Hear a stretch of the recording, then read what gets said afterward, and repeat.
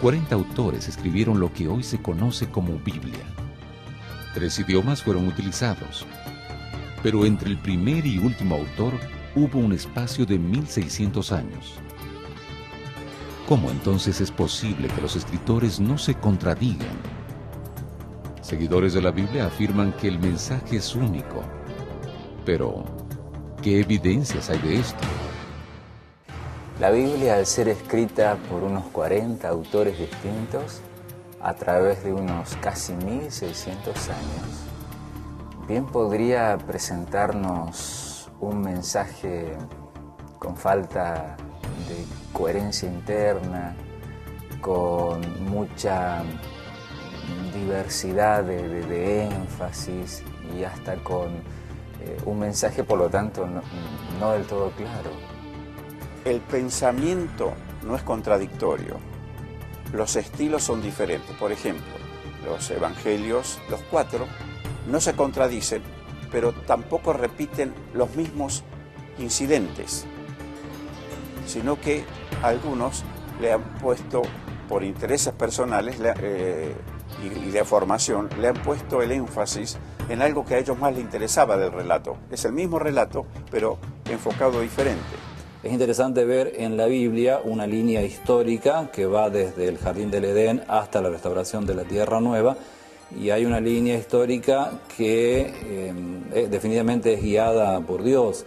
Sabemos que ese único autor, esa mente que dirigió todo el contenido de la palabra de Dios, es justamente nuestro Señor, Dios.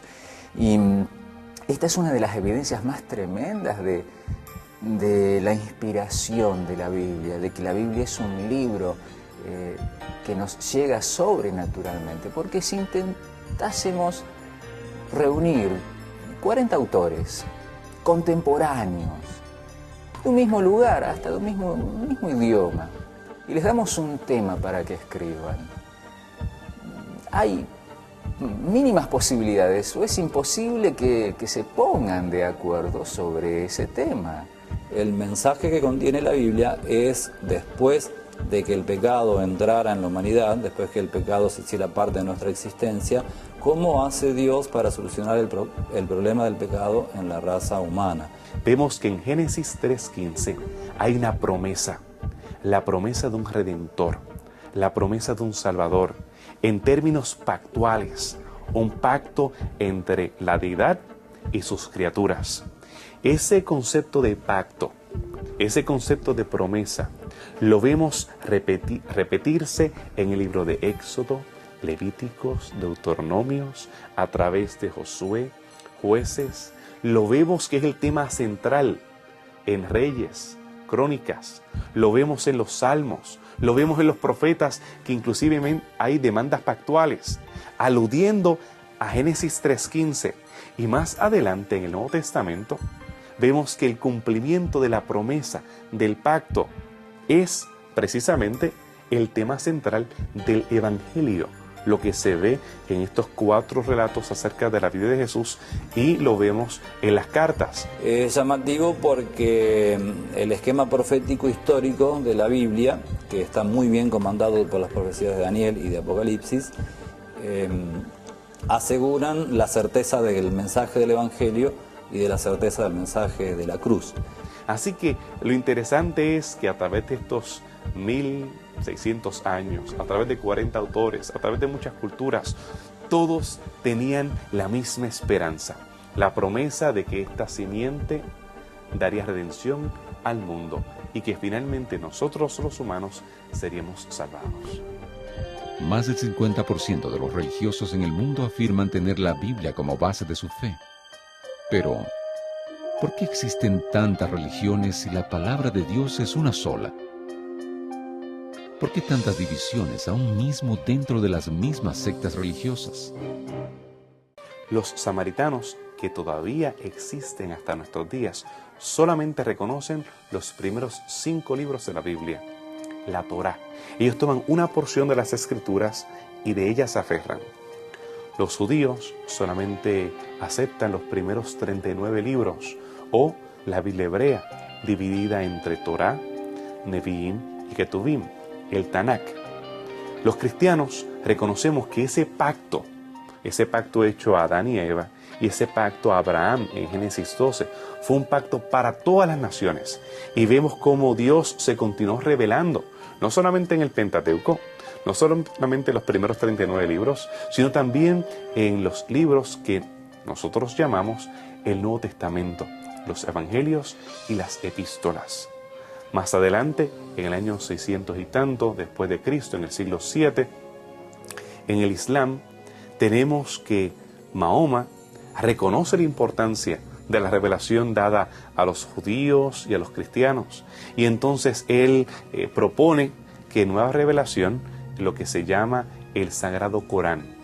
El hecho de pensar de que las religiones cristianas tengan como fundamento a la Biblia y otras religiones tengan mucho que ver con nuestra Biblia, la Biblia cristiana, la Biblia hebrea, el Corán, todo hace pensar de que Dios es uno y Padre de todos, y que de alguna forma la idea y el pensamiento de Dios está presente en el corazón de todos los seres humanos, y que todos de alguna forma, como dice el apóstol Pablo en Hechos 17, aunque sea palpando, tratamos de encontrar a Dios.